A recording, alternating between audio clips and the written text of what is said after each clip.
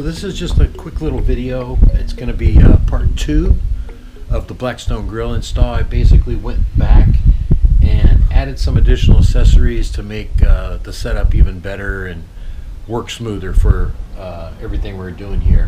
One of the things I did is I took the original top from the 2-burner stove that was here and I actually attached it to the back of the Blackstone.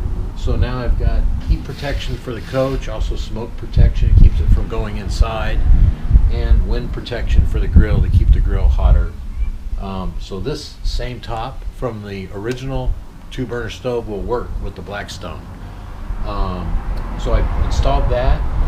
I also installed some brackets here on the sides to help control the side panels and give it a place for these to rest, and it also works so that when the lid goes down, it keeps the lid tight and closed on the Blackstone.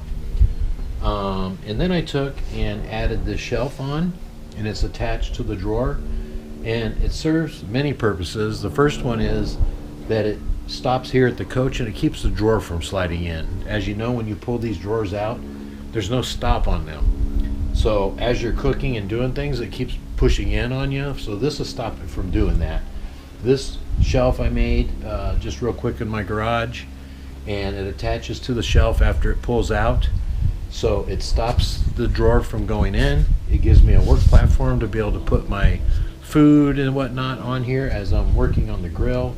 And it also gives me a place to put all of my tools that I need while I'm working. So it serves all that.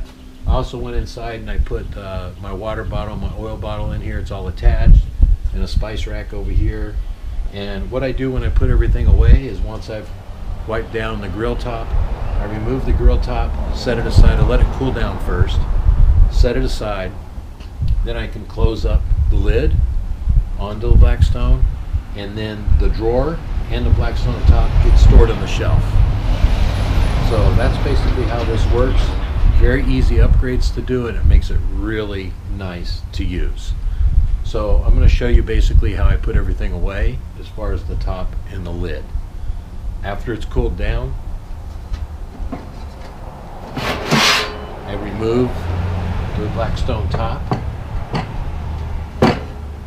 and then the lid just folds up and goes away, and those keep it tight on there. It won't move side to side, and it kind of holds it in place.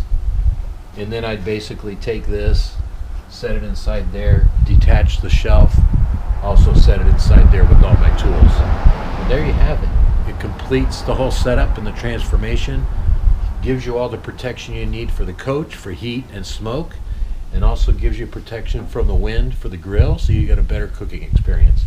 And then of course the shelf is everything you need to be able to work out here and have your tools readily available.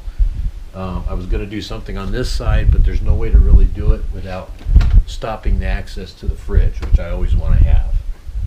And that's it. That's part 2, and I hope you enjoy this.